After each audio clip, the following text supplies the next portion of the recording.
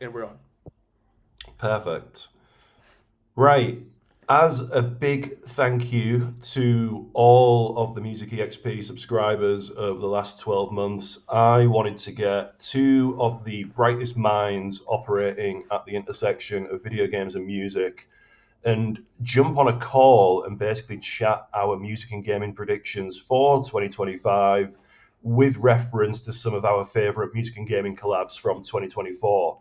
So, I'm delighted to say that I am joined by Eric Tan and Kenny Vaughan. Boys, how are you doing? Very well, thanks. Happy New Year's. Yeah, Happy New happy New Year. Year to Kenny, you how are guys. you doing? I'm all good, thank you, and happy New Year to you guys as well. It's nice to be back in the seat. So let's Good to start be with back. some brief introductions. Kenny, can you mention the new job now? Because by the time this goes out, that will all be official. Oh yeah, absolutely. You know what? My new job will be Director of New Business and Music Supervisor for Feel for Music. Feel for Music, known for doing soundtracks to Life is Strange in particular, but also Assassin's Creed and Watch Dogs um, and a lot more to come, which I'm really excited about. And love the team, love everything that they've done, and yeah, jumping ship from Sony after 10 years. Who would have thought? And that means it's not just Ben who will have to put up with me constantly hounding him for Life is Strange news. Whenever there's like a new game coming, that's gonna be you from now on. Me hitting you up in the DMs, just like, "Oh, what's coming? What's coming? What's coming?" And Eric, you're a music and gaming consultant. Can you just tell our Music EXP listeners more about what you do? Sure thing. Hi, I'm Eric, former head of music APAC at Riot Games, and now owner, creative director of a creative agency called Sway. And I also provide executive coaching for any creatives that want to become entrepreneurs. Good to be here. Amazing. Thank you so much, Eric.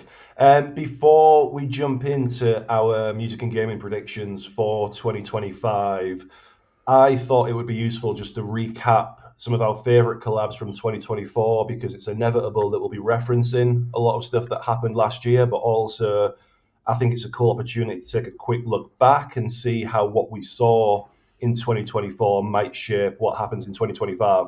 So I will jump in first and just Hmm. say, in terms of standout collabs for me, um, the obvious ones are Fortnite, and I don't want to spend too much time talking about Fortnite because I think the vast majority of people listening to this will be aware of what's happening in Fortnite. So, as an example, we obviously saw the Eminem and Snoop Dogg kind of like in real person concert twinned with a virtual experience in Fortnite, which I believe was like the second or third highest concurrent player count for a Fortnite experience, which is really cool when you consider it's really cool when you consider music and gaming activations tend to be pulling a lot of numbers on Fortnite. But I guess outside of that, I don't know if you guys saw the Post Malone collaboration with the Hunt Showdown, which is like kind of like a Yeah, man. co-op extraction shooter. But I think outside of the actual collaboration itself, where this was just a typical kind of like in-game event featuring Post Malone as like a playable character themed around the world, they got the game's creative director and Post Malone to sit down for like a 20 to 25 minute just really informal chat where it was just these two guys riffing about a game that they clearly know and love, and that to me almost had like a bigger impact than the actual collaboration itself, because I think when you see these really big music and gaming collaborations with major artists, it's rare that you actually get to hear from the artists about how they found that process or maybe what they think about the game that they're going into. Whereas with this, it was literally Persh just being like, I love the hunt and talking like a gamer. Do you know what I mean? And I think that's really important. Did you guys catch that?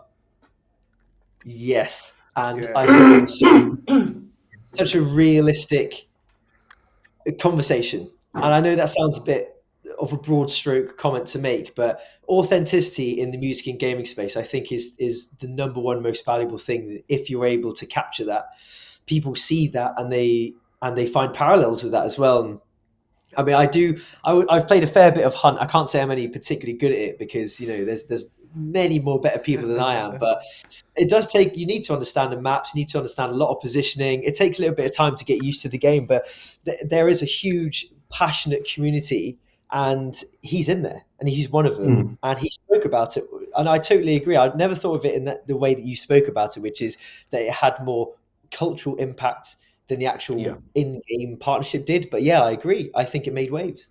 Yeah, I think my take is that no, I absolutely agree. You'd think it would be a no-brainer, for the artist to actually talk about the game itself, right? Like Yeah. in the record label world, when you release a single, like you will see them like milking that event. Can you shoot me an ID? Can you send this message? Can you do this fan event, etc., etc. And you would think it would be natural for music and game collabs to have more touch points beyond just the music video and the live performance. So yeah, no, it's about time, really. Yeah, that's my take. Yeah. Well, why do you think we don't see more of this kind of stuff in terms of artists actually getting involved and bigging up a campaign? Because I've seen my fair share of press releases come through where it's been a music and gaming collaboration, and you can tell someone in PR has just written the quote from the featured artist because it just reads like corporate bullshit. Do you know what I mean? You can just tell it. You can just tell it's not genuine. So I think Yeah. when you see something like this, it makes so much more of a difference because you'll like if you go on like the Reddit now for like the hunt and stuff, like you'll see players kind of talking about, oh god, I never knew like Hurst was into the game. This is really cool. As if his favorite character is this, as if his play style is like this. And I think that is so important. So why do you think we don't see more of that? Do you think it's a case that a lot of these collaborations that are happening, the artists might not be genuine fans of the game, or do you just think there's a disconnect between label contacts and artist management and actually trying to get that availability from the artist? Man, Eric, do you want to jump in on that one first, or do you Yeah, want me yeah. to? I think my take is that my opinion is that I think game producers don't know what to ask for. Like I feel like game producers don't know how to go. Hey, can they do this? Can they do XYZ? Can they do ABC?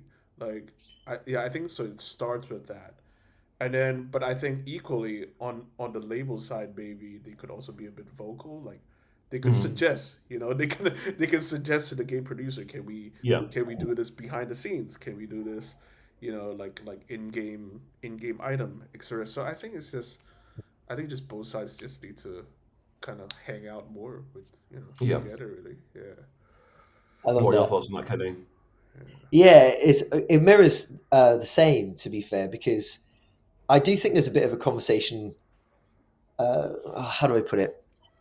I feel like that the gaming side and the music side of each industry speak in different languages, and there's quite a few crossovers.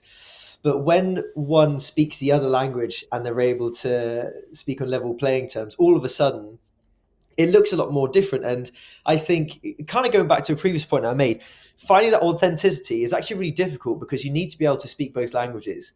Post Malone needs to retain Post Malone's position in the music space and that reputation Mm. at the same time as being able to authentically speak about in a completely different language, Yeah, in a completely different space and interest, and maintain them both. And that takes a specific character, and it also takes real interest in that.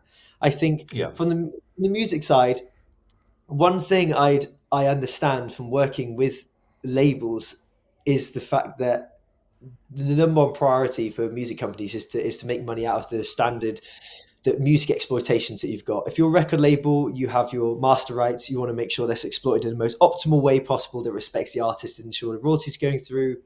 mm. Same with the publishing side or the compositional element. But then when it comes to other areas, this is a bit of like a grey area. It's a bit of fog of war right now, where I think that you'll see how does it best translate, not just in terms of revenue, but in terms of quantifying the cultural capital and what it means later on down the line. Yeah, I'd say that I think right now, especially with the becoming of artists through TikTok in emerging years, where someone's in their bedroom produces something and it blows up. This is like post SoundCloud, like Billie Eilish, Ocean Eyes, all yeah, the way through like TikTok discovery. That actually people being themselves is probably the best A&R that you can do.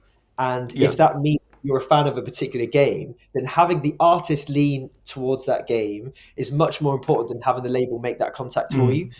I feel And like that now we have to look at artists as being like broader stroke personalities Yeah. that have multifaceted and undefinable and complex, and if one area leans into the gaming side, then they need to initiate that conversation. Everyone else supports that. Yeah. And if it works, it works, and if it's real, it's real, and you can't criticize reality. There's nothing you can do about that. If it's a genuine interest, laughing.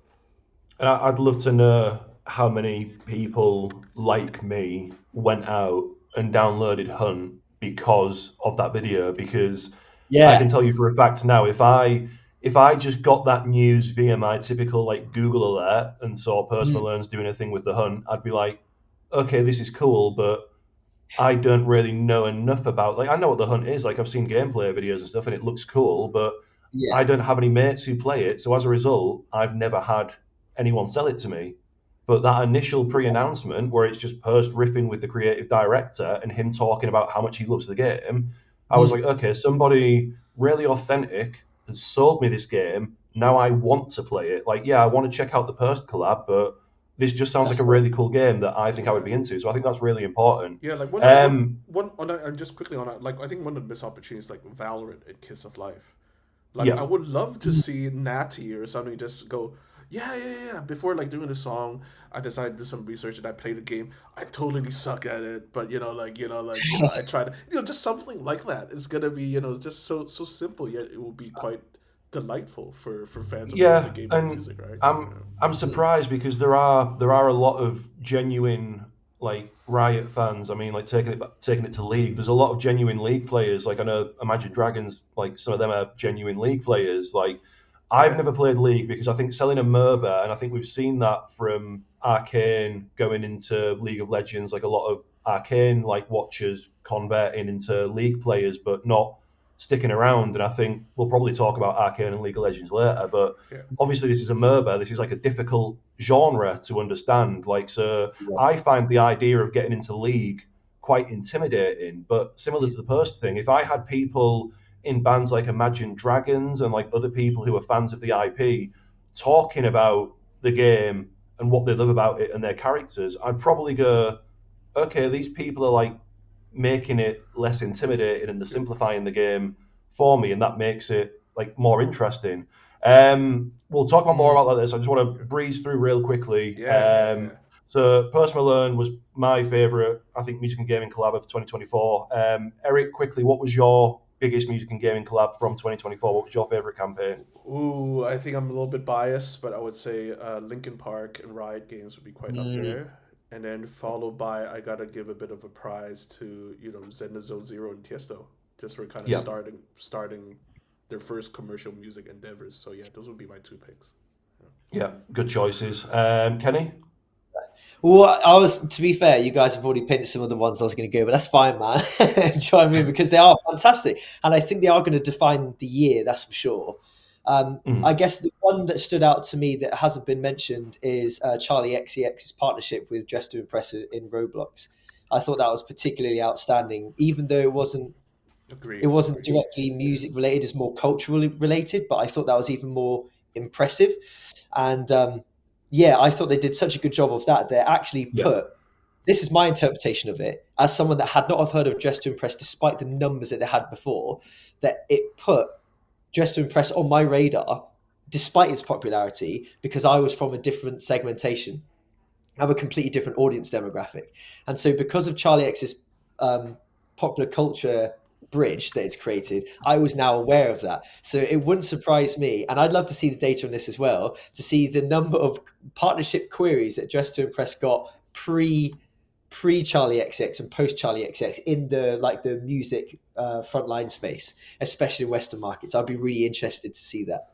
I think I'm the label boss. I already think it's quite a big win. The fact that you're not selling music, but you're able to kind of just sell the artists. Yeah, to move the culture. I think that's a huge win for Charlie XCX team and Warner. I don't know is it Warner that brokered the deal, but I think it's an interesting one because I think it proves that a gaming activation for a music artist doesn't need to be music centric. Do you know what I mean? Yeah. Like Dress to Impress, for listeners who aren't aware of it, it is a fashion simulator game. Do you know what I mean? But that naturally ties in to Charlie XCX's campaign for Brat. Like, do you know what I mean? Because there was such Yeah. like a rich style around that, so it was a natural fit. And I would love to speak to like whoever pulled this together or just know who it was, because I believe Dress to Impress went on to become one of the biggest games on Yeah. Roblox shortly afterwards. And I think that's because there's a natural fit with Roblox's younger demographic, and fashion simulator players. And I think also it probably pulled a lot of female gamers into Roblox, because I know from like mobile research, like fashion simulator games are naturally skewed towards women gamers. But Yeah. all of this was just like, it was almost like predicting the future. Do you know what I mean? In terms of the game being a Yeah. massive hit, it was absolutely impressive. Jumping in to our biggest music and gaming predictions for 2025. Let's stick with Roblox, considering we've just been talking about it. I personally believe that these persistent music experiences that the three majors created in 2023 and 2024. So Sony Immersive Studios, they have Where Music Meets, which is their Roblox experience.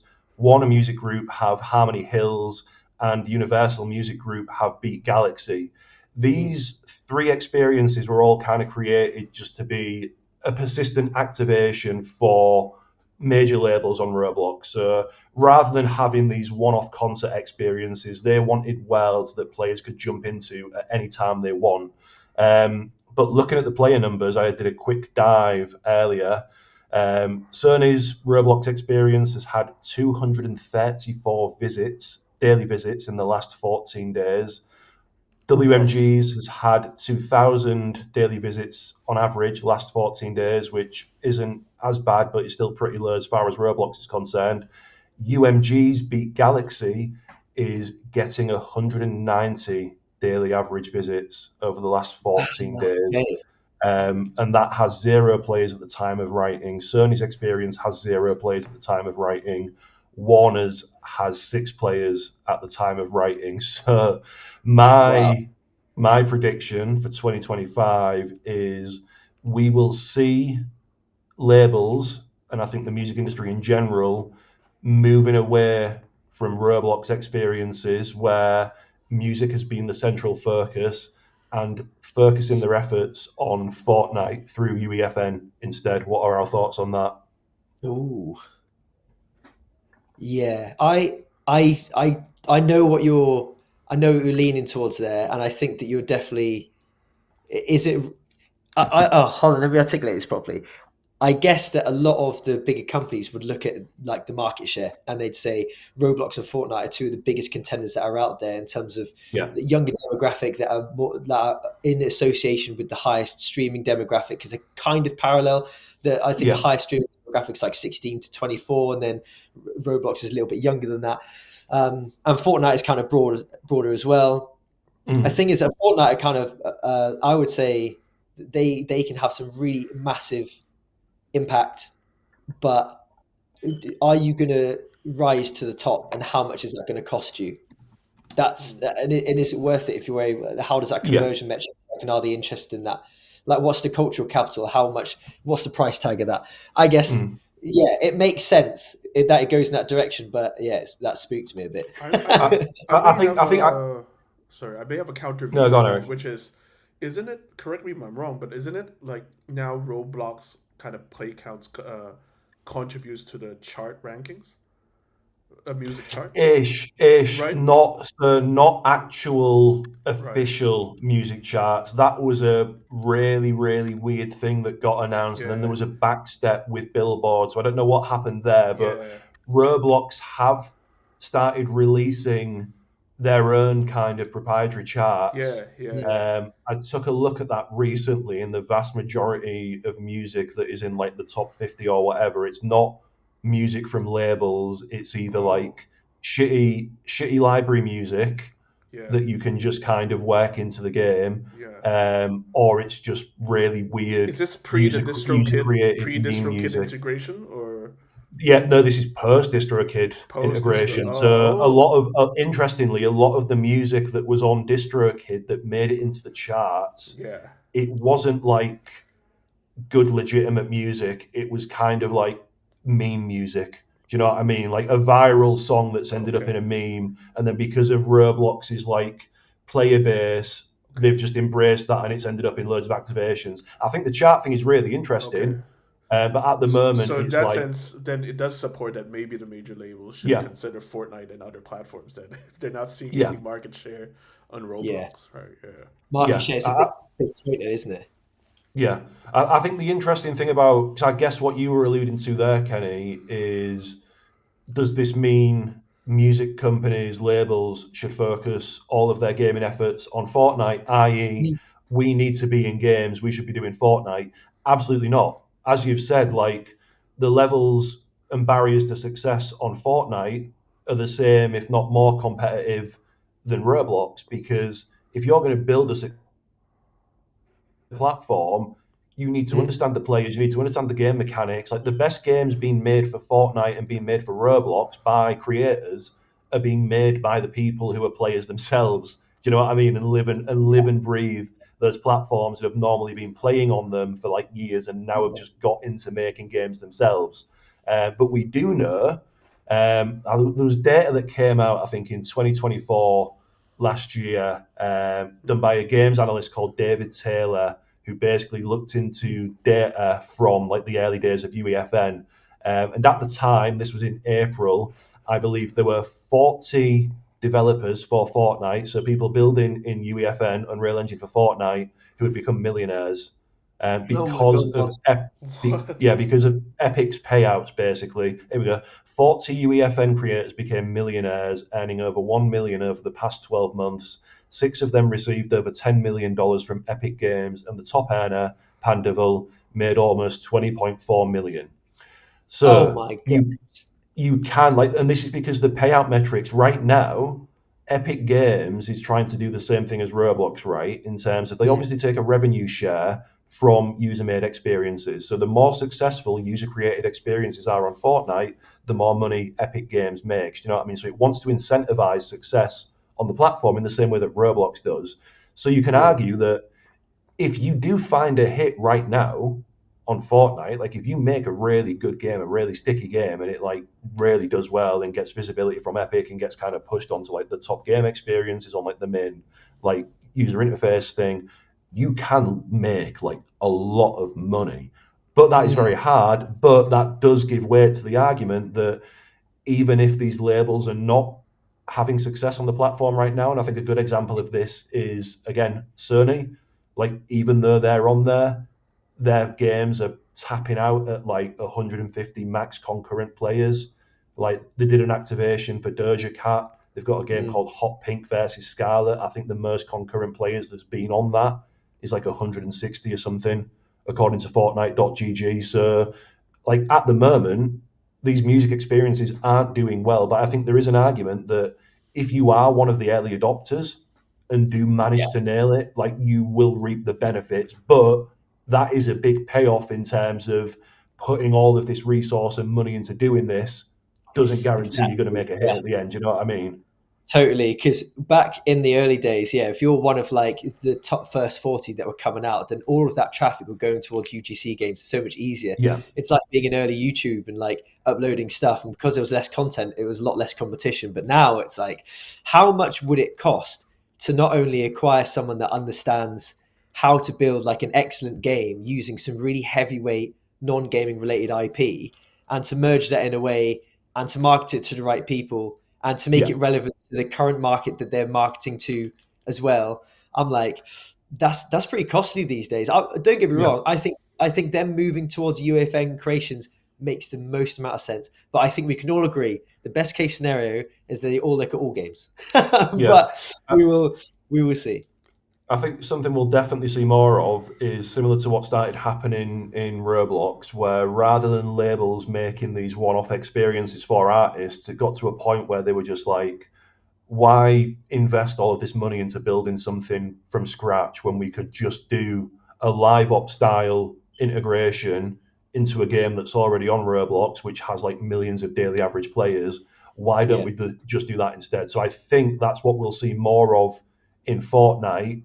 Music companies going, rather than making something ourselves, which is going to be really costly, and maybe we don't have the expertise to do that or the contacts to do that, let's just look at some of the biggest performing UEFN games on Fortnite and just do a collab with them, which of course is like mutually beneficial because the artist gets to reach loads of new players, and whoever that game developer is, they get the marketing benefits of going, hey, we're collabing with like For our Doja first Cat time or whoever viewers else it here, is. do we want to? Can we define what UEFN stands for? Yes, yes. So UEFN is Unreal Editor for Fortnite. It basically gives Fortnite players or developers the tools they need to not only build experiences for Fortnite, but release experiences directly into the Fortnite ecosystem. So I guess this is similar to what Roblox offers developers, but this is now Fortnite kind of giving developers access to Unreal Engine and going, you can get into the Fortnite ecosystem by using these tools. As of the time of this recording, these tools are only available on PC at the moment, on certain platforms as well. You obviously do need to be a developer to know how to use them, but you can teach yourself. I think we'll see more of that this year as well, in terms of like people on the music side teaching themselves how to learn game development and stuff like that. But yeah, that is the brief overview. We briefly mentioned live ops there. Eric, you've got more experience than me and Kenny combined in like the live ops mobile space. Have you got any predictions for 2025 that kind of lean into the mobile market and live ops collabs? Ooh, gosh. Um, I'm not sure really. I think if you look at like the top 10 games, like what's up there is still the like the Honor of Kings, Yeah. the Candy Crushes. Yeah, no, I think maybe Candy Crush, could be up there in terms of like, live ops and artist drops and stuff like that. But yeah, who knows? I think everyone probably has some kind of music strategy as to whether they can execute and get it out by 2025. I think that's quite a different matter. But And I yeah. know one of your predictions was you think a big publisher outside. Yeah, the one big, Yeah, one yeah. small. So yeah, I think one of my predictions is what I call one big, one small, which is I think one of the big game publisher will come out swinging in full. And it's setting Riot aside, right? So this could be, I don't know, it may be an Activision, it might be a Hoyoverse. I think Activision has done well with the Le Seraphim and Overwatch thing. It will be interesting to see how they're gonna build on top of that. With Hoyoverse, personally, my view is that I think the Tiesto collab is a good start, but I think they can do much better than that. Like both from an artist standpoint, genre standpoint. So I'm very curious to see, how Yodoverse might build on top of that. And then the one small is that I do think like I'm always kind of rooting for that underdog, right? I think some small studio is gonna wow us with some kind of music collab. I don't know who. It could be an indie studio in I don't know. It could be in Portugal or it could be like Barcelona. Because someone is gonna show us that they too is Hmm. they too are capable of doing like a Riot style kind of music collab. So that would be one of my predictions there. Yeah, I one think one the big, one one small. Yeah. the one cool thing about independent studios, smaller studios, is they do seem to be leading the way when it comes to, if we're a smaller studio, we might not have an in-house composer or someone who knows how to do certain music things. Why don't we just reach out to one of our favorite bands or artists? Do you know what I mean? Like the fact you've Yeah. seen Japanese Breakfast writing music for Sable. There was a guy, a really decent jazz player. I've forgotten the name of him, but he did the soundtrack for like a small indie game last year as well. We've got Machine Girl doing the soundtrack for Neon White. Like, I love that when an indie studio just goes, I'm just going to get this artist I like to write music for my game. 65 Days of Static as well for No Man's Sky. So I'd love to see Wow. that flipped and a studio kind of going, okay, we need to bring more players into our live service game or do something cool Yeah. rather than just get someone to write a Yeah. soundtrack. Why don't we do like a wider marketing thing or a collab or whatever else? Yeah, but what I find in the past is like sometimes these indie studios could be a little bit too shy. They might actually have Yeah. like pretty good budgets, but then they don't know that same budget can actually get them like quite a good K-pop band with a good following. So yeah, I think there's still some kind of education kind of process to kind of walk them through what they can actually do with this Yeah. budget that they set aside for their music campaign. And if 100%. there's Sorry, go because on, if Kenny. they've got, then it means that they're going to have all of their masters and compositional works restricted to be owned by different companies. That's also makes it tricky as well. Yeah, yeah. I mean, this might be something like a topic that we can explore for the next episode or next podcast. But I think for game studios, there's the two extremes, right? There are ones that want to just do influencer marketing, want to just do Yeah. traditional UA. They want to get the Yeah. certain ROI, and then and then there are some refreshing ones that are like, no, no, no. In order to beat the crowd, we got to do something different. We got to invest in brand marketing. So I think that's quite an interesting topic, that on its Mm. own. Yeah, the philosophy Could you, of brand what marketing. Yeah.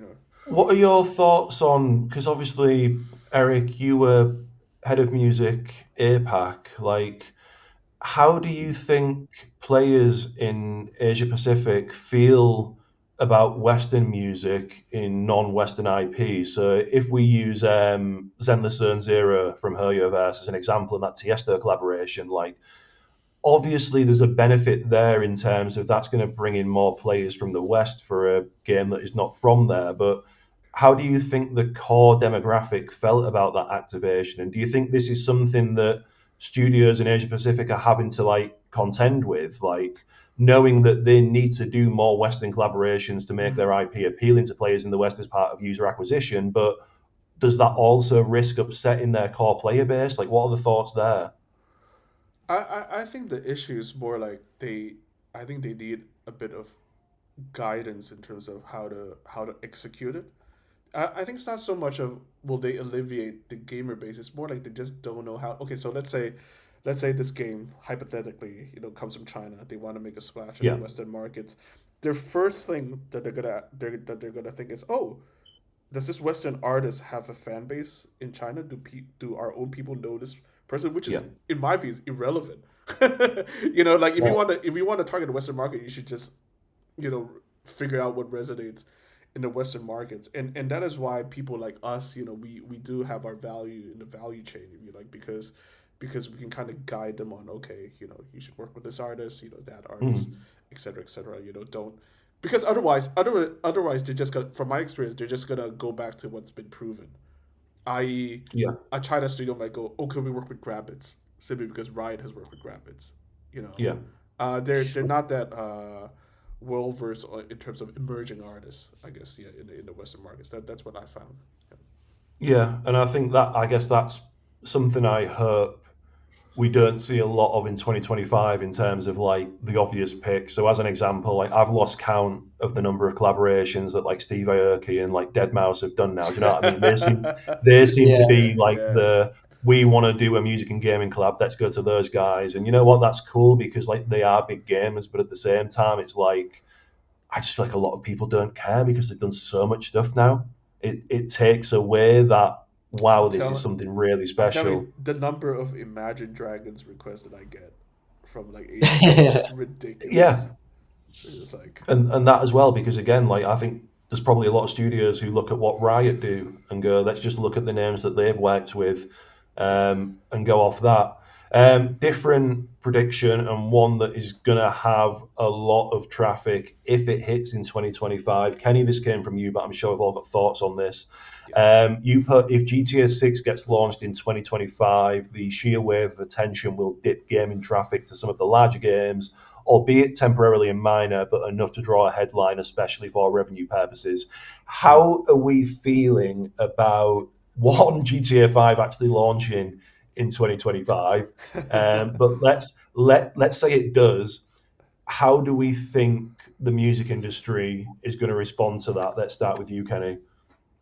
Well, I kind of had a feeling that it's obviously been in the works for like best part of a decade, right? Because Yeah, GTA 5 came out in 2013, I think.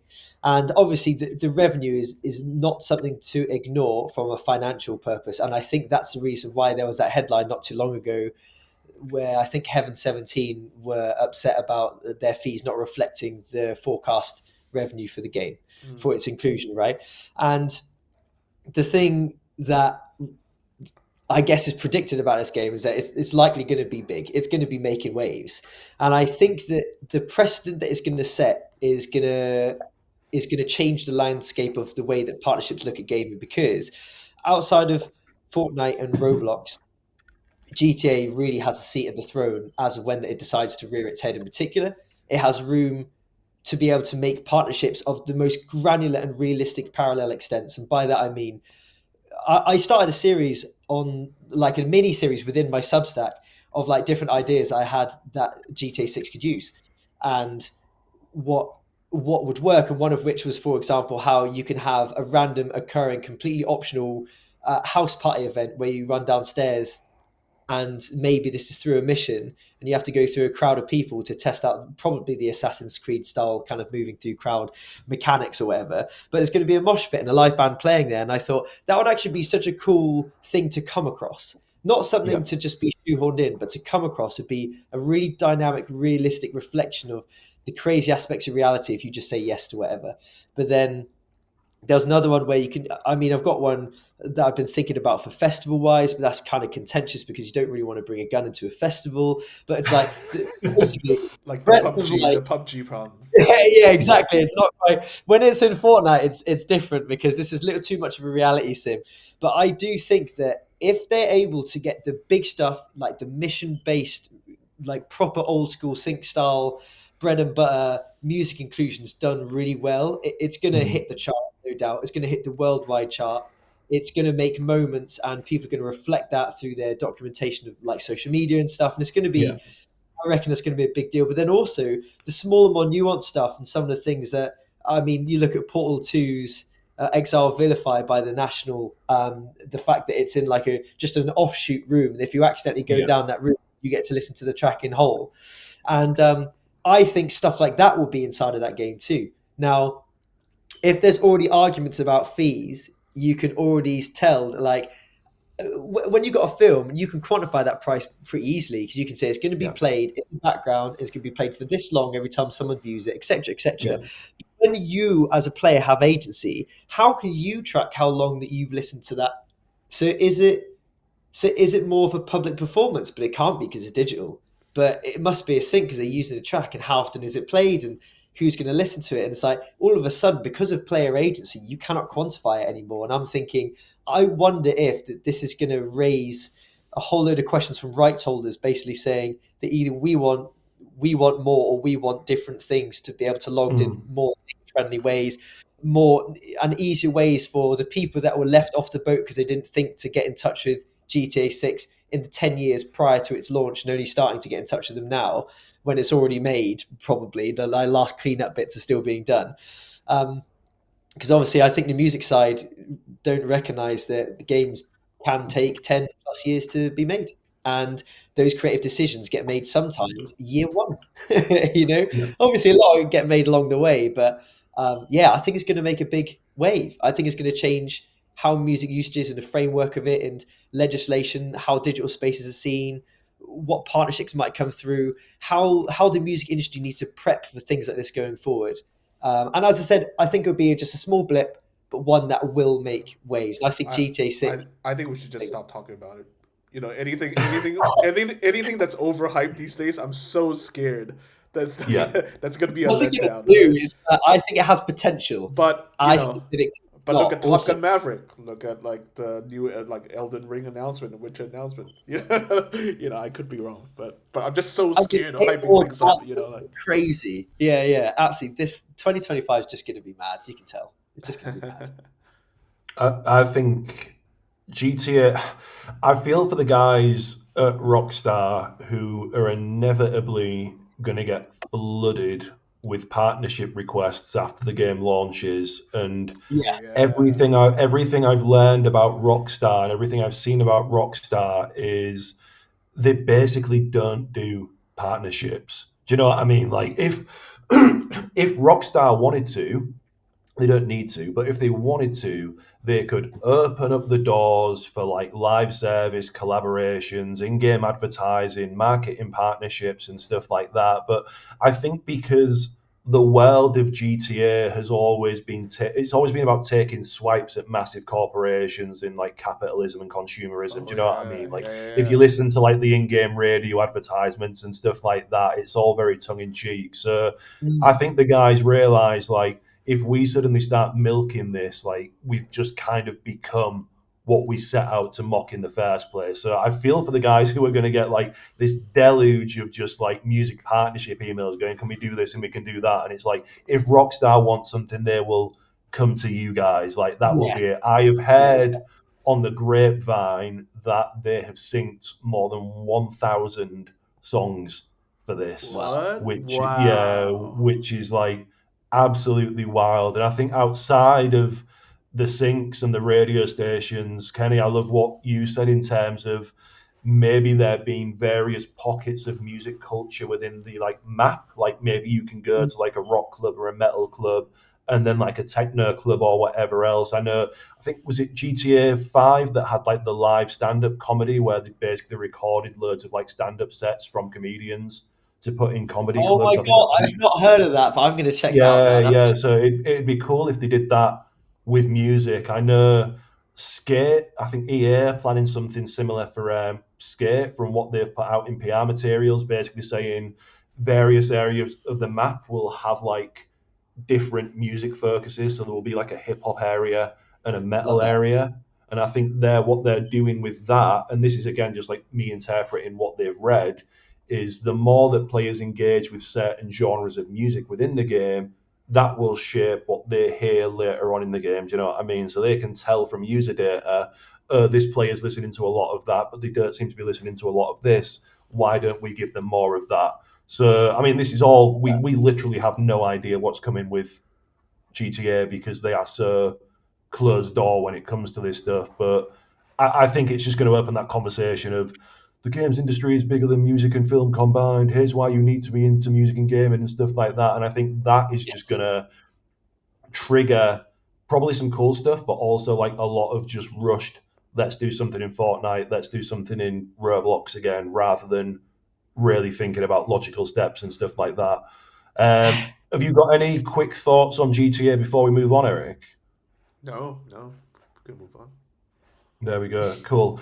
Right. So outside of GTA, Eric, you're pretty bullish on China having another massive gaming hit, similar to Black Myth Wukong, which is Yeah. basically, I think, fair to say like a Elden Ring, Dark Souls style game, but developed around Chinese mythology, and that ended up in like Game of the Year awards as a Yeah. nominee. And correct me if I'm wrong, but up until now, it's been quite rare for games developed in China to kind of find success on the level that Honor of Kings has had, especially on PC and console. Is that kind of fair to say?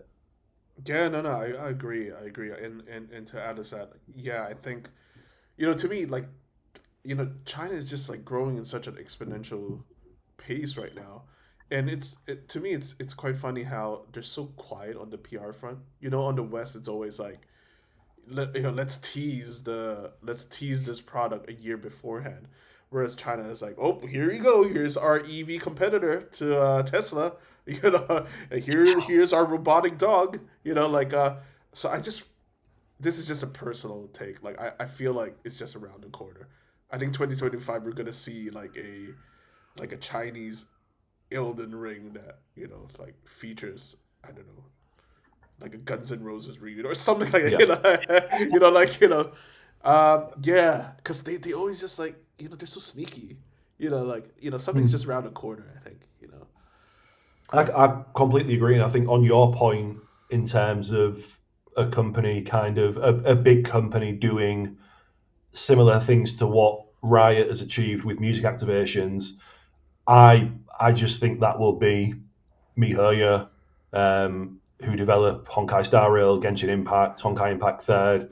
Like, just because, like, even if you listen to that, I fell in a rabbit hole the other day of just listening to their game soundtracks and the level of musicianship on display and the Yeah. instrumentation that's used and everything. Like, it is, and then you look at like their whole like all of these augmented reality and mixed reality concerts that they're doing out in China at the moment for like Honkai and stuff like that. Like they are just so far ahead.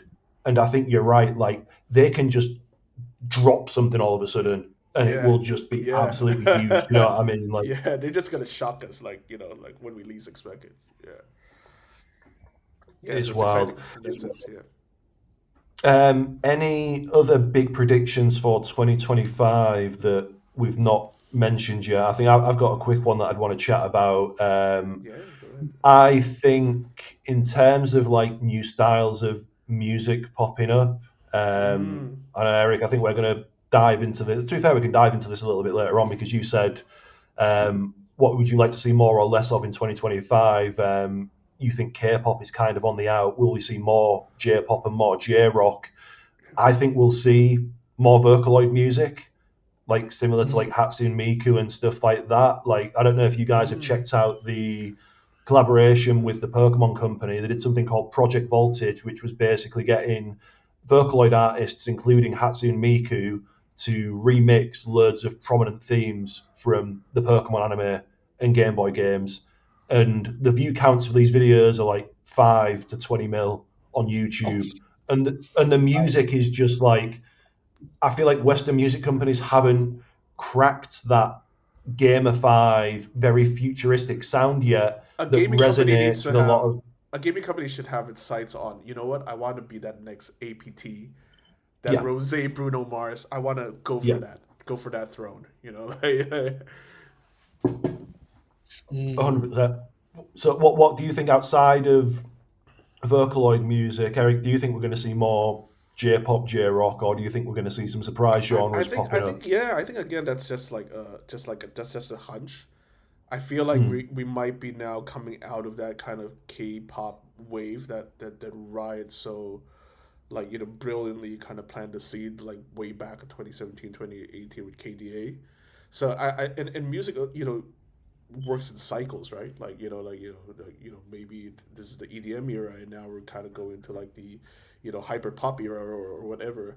I feel like I think we're at the cups of I think some sort of genre change, changing of the guards in 2020. I would like to see that anyway, like as to whether or not it's going to happen. I don't know, but yeah, I think that would be quite an interesting Mm. phenomenon to see like a genre change, changing of the guards, in the music gaming world. Do you think we'll see more virtual bands and virtual artists in 2025? I optimistically, I would like to think so.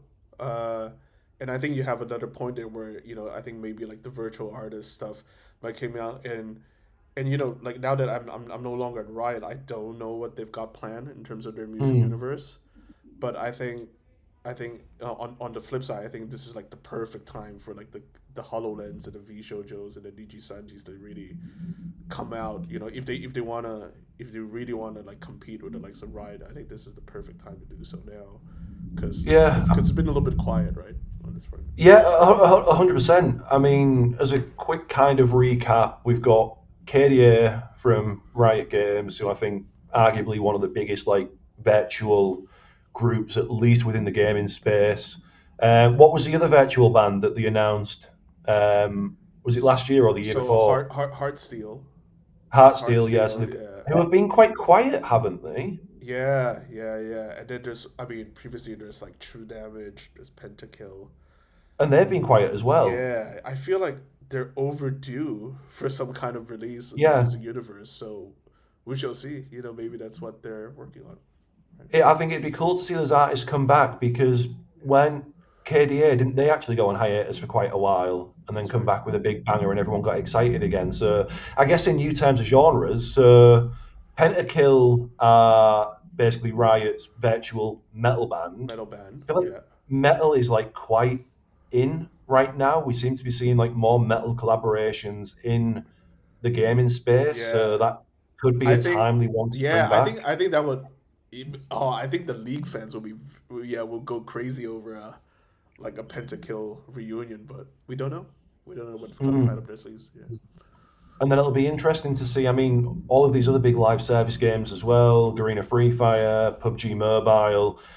There's potential for those studios to do something with a virtual band. And again, like I don't know if you Yeah. guys have been following Marvel Rivals, but You briefly Yeah, mentioned, yeah. Eric, earlier, you mentioned Overwatch 2 and the Seraphim collaboration they did.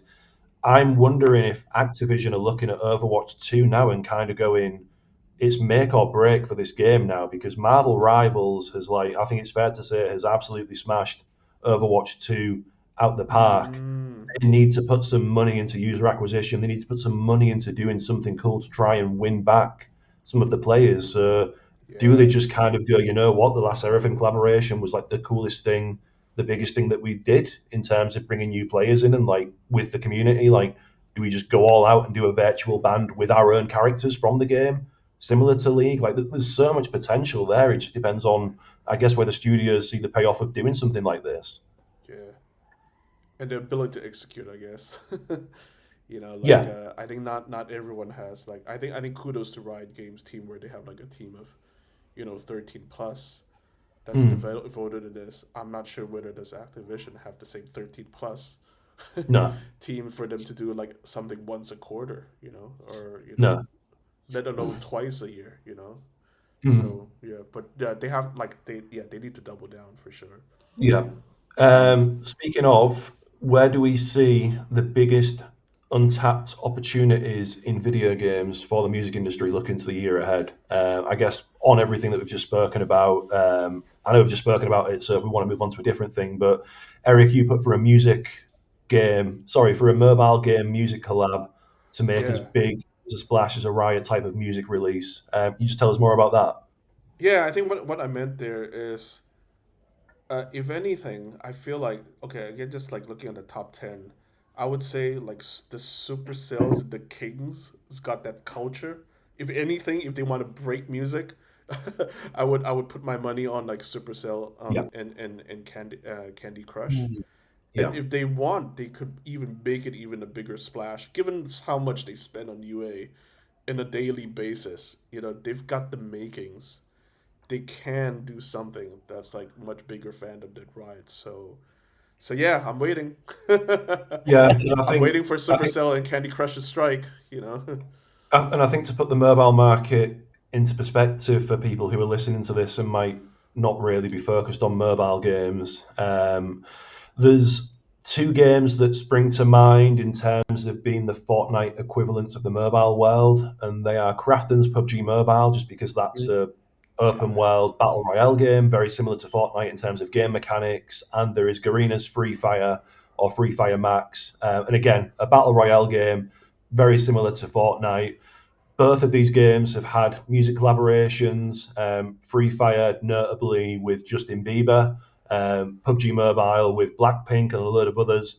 yeah, Just to share some figures, this is what I looked at earlier. So, PUBG Mobile, 21 million daily average users, yeah, 9.4 million downloads in the last 30 days. So, that's pretty much December. yeah, Wow. 37 million in revenue in the last 30 yeah. days, which again is pretty much December.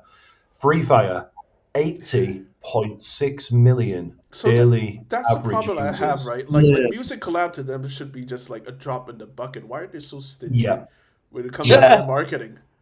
yeah. Like Yeah, it's and such a that's it, drop because in the I think bucket.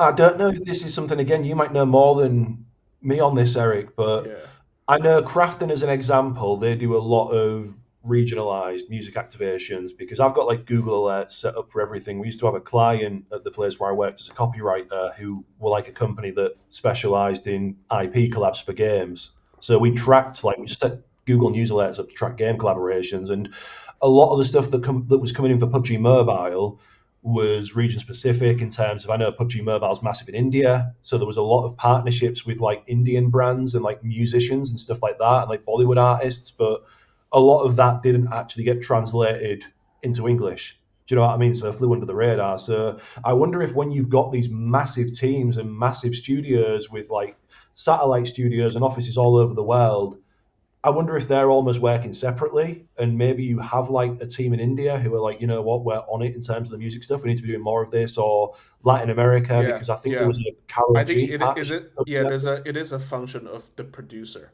of the game Yeah, lead. Mm. Like yeah, if he or she doesn't believe in pop culture, then that's it. You know. yeah. Yeah. But I think there's a very solid argument. I mean, Free Fire with 80.6 million daily average users, which is way more than Fortnite. Like, Insane. that's where the music industry, do you know what I mean? If it wants to reach new players, and again, Garena made 37 million in revenue, the exact same as PUBG Mobile actually the last 30 days. The money is there, the players are there. Like, you could do something with them. But again, like you were saying, Eric, if those producers there don't have the same Yeah. kind of reaction to these things as the Fortnite guys in Yeah. terms of embracing music partnerships, they might just be hitting a brick wall when they're going up for this kind of stuff. Yeah, I mean, from my experience, it's I mean, every game maker wants to grow their own IP, right? So I think Yeah. there might be a bit of, I don't know, like ego at play, you know, or like, you know, like why should I work with other IPs? But still, right? Like the partnership equation is, you know, 1 + 1 = Yeah. 3, and personally, I think it's a missed opportunity to not work with Yeah. other aspiration brands, or, you know, pop culture brands that could exponentially grow your long term brand equity, if you like. Yeah. 100%. Kenny, what do you think are the biggest untapped opportunities in video games and the music industry? This kind of leads on quite nicely from there, because what I had thought of was when artists that are music first, you know, they've not really ever come out of the barrel of a gun starting their career saying, I really want to do music for video games. They've always said, you know, I want to be an artist, I want to play music, and they've done the traditional circuit, they've gone through the routes. I feel like that it would be great, and this is what I think is an untapped opportunity for them when an opportunity comes by to like really lean in to that activation, to make it real and to make it legitimate. And I think that one of the best relations of when that happened was the Post Malone partnership, because that was a lean in. You didn't have to do that interview. It wasn't part of the content. There was no real need for that when you think about it. But it was the lack of need and more of the want that made it so real and made it work. And I Yeah. think that there's opportunities both like short term and long term for that, because in the short term, every time that you have a music collaboration, let's say in a different space, in the gaming space, it creates a new pocket of audience that an ordinary marketing campaign wouldn't have approached.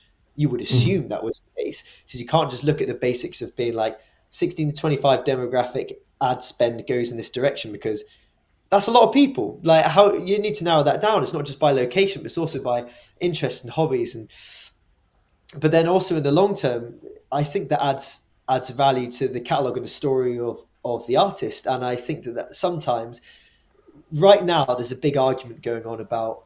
I honestly believe that like rights holders and artists should be receiving a lot more like upfront advance fees and expenditure for what their usage is. Just like what you were saying, Eric, about how it's a bit of a drop in the ocean when it comes to how much revenue they're making per month, and when they're going in for a partnership that actually is dwarfing in comparison. So it makes it worthwhile for the cultural capital if that they think that they need it. And if you're saying that Free Fire's got like 80 million like daily players, do they really need that cultural capital at this point in time? And I'm thinking, I'm not saying that they should or shouldn't. It's a creative, just as you said, Eric, it's like a producer's decision. Yeah. Like that needs to come from like the But, heart. but we also But don't know it's the cost information, right? The reason why Riot is not kind of to. retracting back on their entertainment Mm. presence, because their costs just, like, you know, outpace their revenue, right? So I take that back. I didn't want to be that harsh, you know. I think No, not at I all. think it's No, fair to kind of it's fair to understand. We should also understand their cost structure, but still, if you're making yeah. like 18 billion, but you're like spending 17 billion on servers, are you really running things efficiently? You know, like, Yeah. you know. Yeah, absolutely. That's a really good way. Yeah, so there's lots of other axes of where what is up, what is down, what is proportionate, what's economic, and what's the end goal, what's the vision of all of this, and what are they trying to determine using, and is the expense worth it? I guess that's the biggest way to condense it. But the long run, both for the music and the narrative, the story of the game as well, and the way that the games and music, both in their own way, sit inside of culture as time moves on. Time's the only variable, and a sensitive variable at that.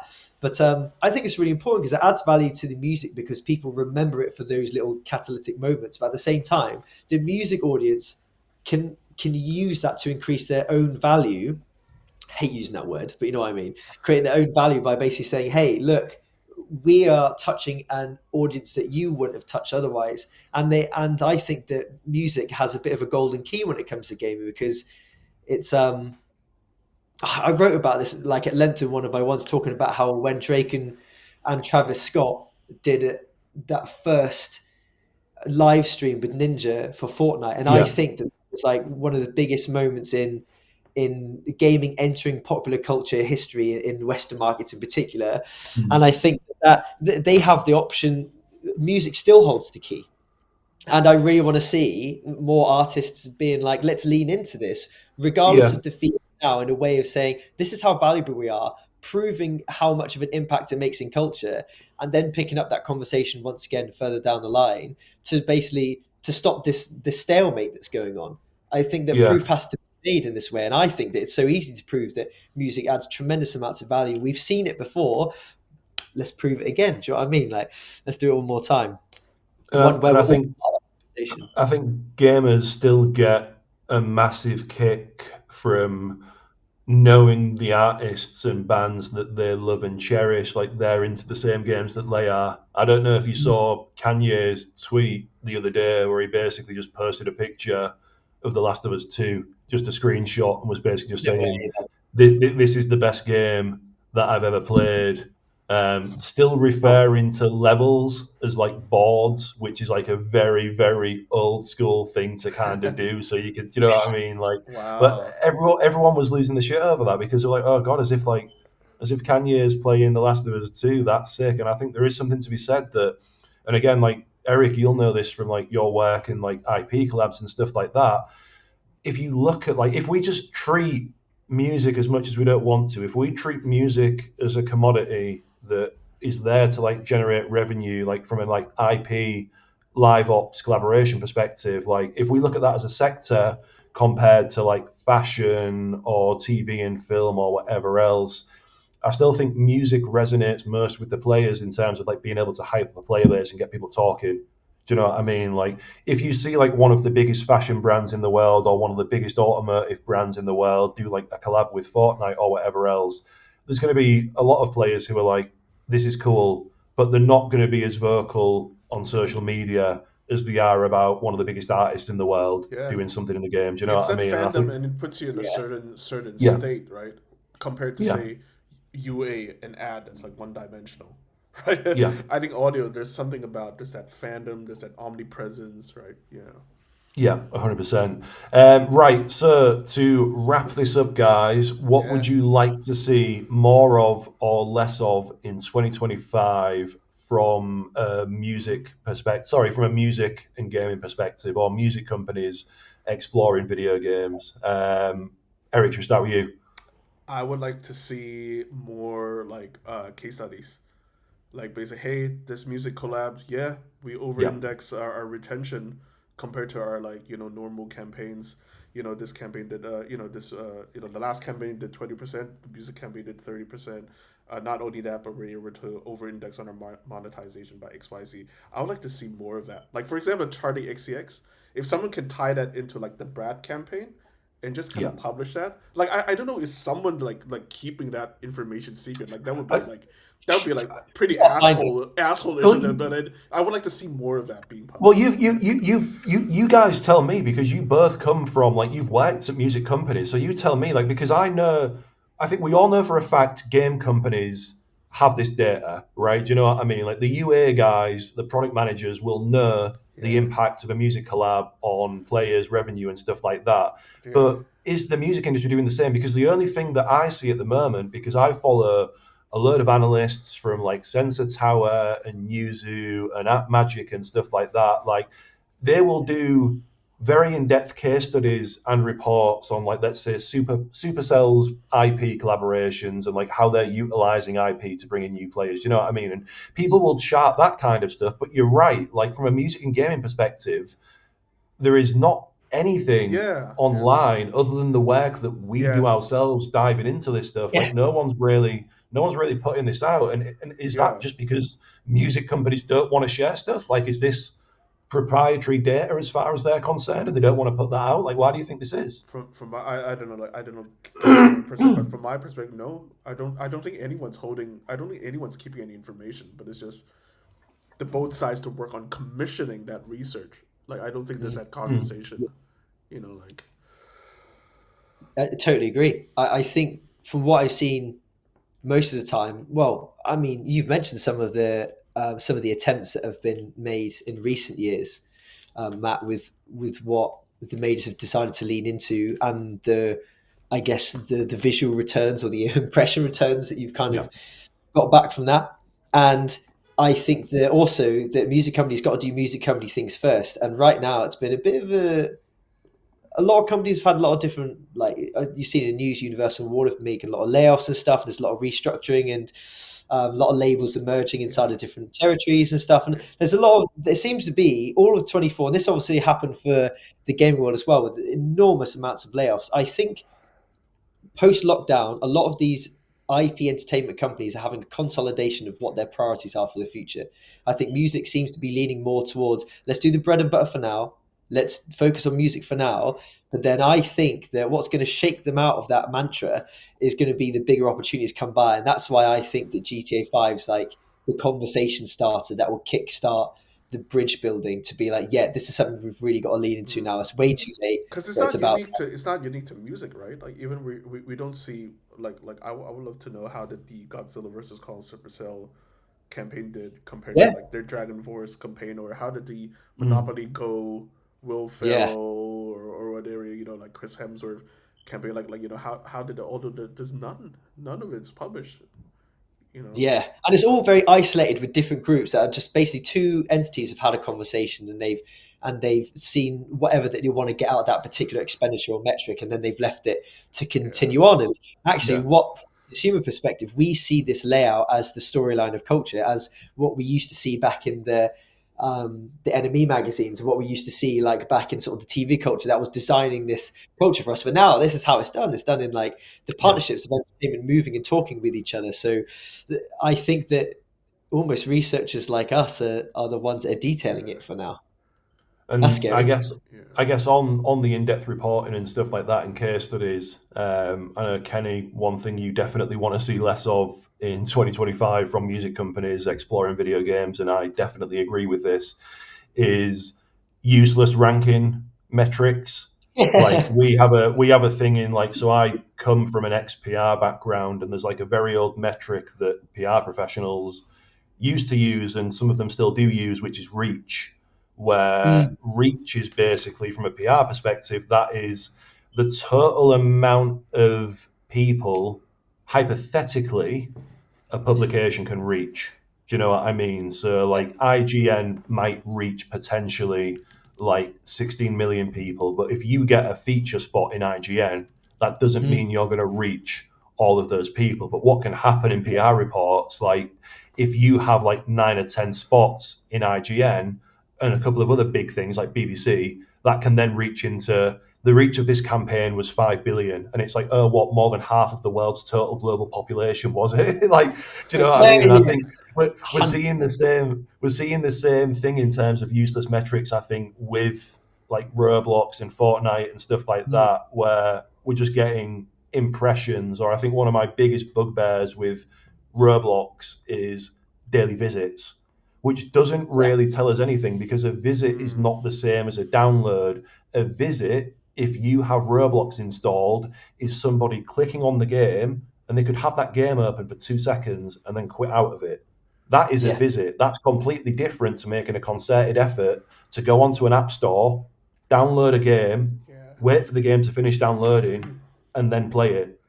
Do you know what I yeah, mean? There might So be politics between like the game development and game publishing teams. That's what I've seen that yeah, like playing all over and over again. Like I've seen it at EA, I've seen it at Gameloft. The game developer wants to think that it's the game that saved the day. The game publisher wants to think that it's their marketing that saved the day. yeah, You just don't know what the politics is, between those two, no. right? Yeah. So what are our thoughts, Kenny? What do you think are the metrics that music companies should be focusing on to determine the success of a gaming activation?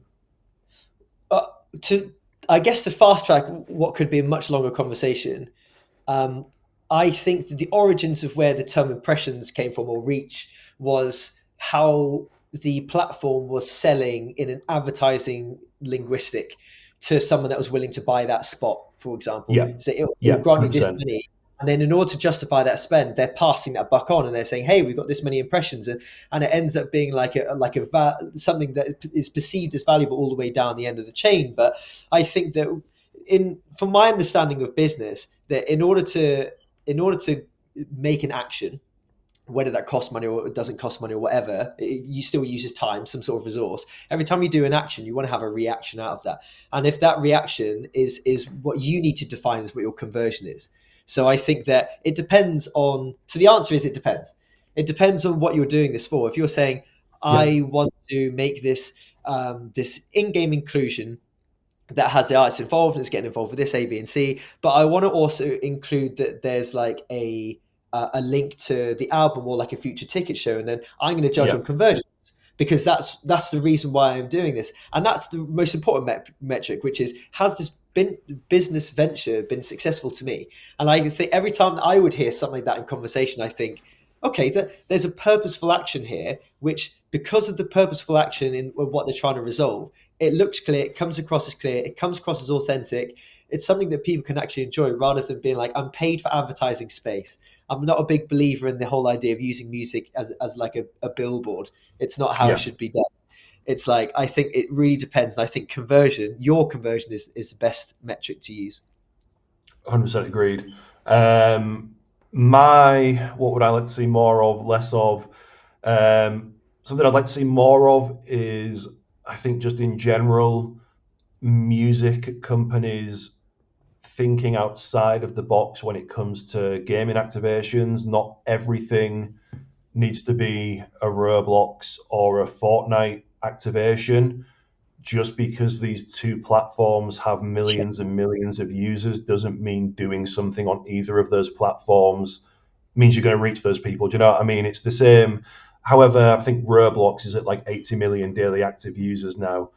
Just because you do something in Roblox doesn't mean you're going to reach 80 million daily active users, in the same way that just because you post something on Facebook or Twitter doesn't mean you're going to reach all of the people on that platform. Do you know what I mean? It's the same argument. Like, you're launching into an ecosystem with millions, in the case of Roblox, millions of other games on Roblox. So you're competing against all of those games. So I think outside of the box, look to the mobile market in particular, look to mobile games. Things I want to see less of. I think, Kenny, this is, to be fair, you've put this already. Standalone Fortnite, Roblox, UGC games. I guess that's kind of repeating my point, but just again, think outside of the box. And I hope in 2025 we really see, even though it's been a rough year for the music industry, and it's been an equally rough year for the games industry as well in 2024, and I really hope this trend of layoffs is behind us now, because it's been a couple of brutal years for the games industry. I really hope the music industry looks at video games now and goes, now is the time to invest in people that understand video games and understand video game culture, and we need to build those within the label, because I think without of that very specific and in-depth video game expertise at a label, you can't stretch all of your resources across like a couple of people. Do you know what I mean? It's just not realistic. Like, the games industry is so big now. I genuinely believe, and a lot of people I've spoken to who work in music and gaming agree with me, big labels in particular need like a dedicated team of games people at the moment, like not just working across sync, but working across partnerships, activations, PR, and everything else. Like, you need that expertise to understand the video game market, because this is a 50-year-old, older than 50 years. Do you know what I mean? This is like a very old industry, and you need that market experience to suggest creative stuff and know whether something's going to be a hit or going to be a flop. So I'd love to see more of that in 2025, and hopefully we will. Agreed, man. Agree. That's what a good. There we go. Mutual agreement. Right, guys. Thank you so much. If there are any listeners who want to check out what you guys are up to and learn more about what you're doing, or get in touch, Eric, let's start with you. Where can they find you? I'm pretty active on all social media platforms, but LinkedIn is probably my dominant one. So just search Eric Tan Riot Games. You'll probably stumble upon my profile. Kenny, what about yourself?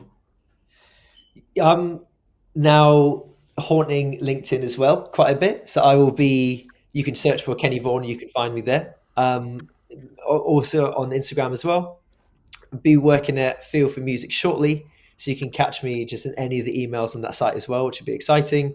And also, I've got my own Substack where I just do case studies of stuff that I think is cool, releasing new ideas of what I think woulda, coulda, shoulda, or kind of specialist stuff that I find kind of nerdy and exciting and rights based, and how music companies can the taxonomy of music placements inside of games, called Between Music and Gaming, and it just has a little picture of me drinking a nice little mulled wine somewhere across London. There you Yeah, go. those you can catch me. So, and Matt, thanks so much for having us, mate. It's been a Thank you pleasure so as much, always. Matt. It's always a Thank pleasure. you. Always a pleasure. I'm sure we'll be catching up again soon. And if you are a Music EXP subscriber and you have enjoyed this episode and the conversation, please make sure you give us a follow if you aren't followed already. Share the newsletter and this podcast with your friends. And hopefully, whether you're working in music or you're working within games, we can see and make a lot more cool stuff happen this year. Thanks, everyone. Thank Sounds you. great. Thank you. Boom.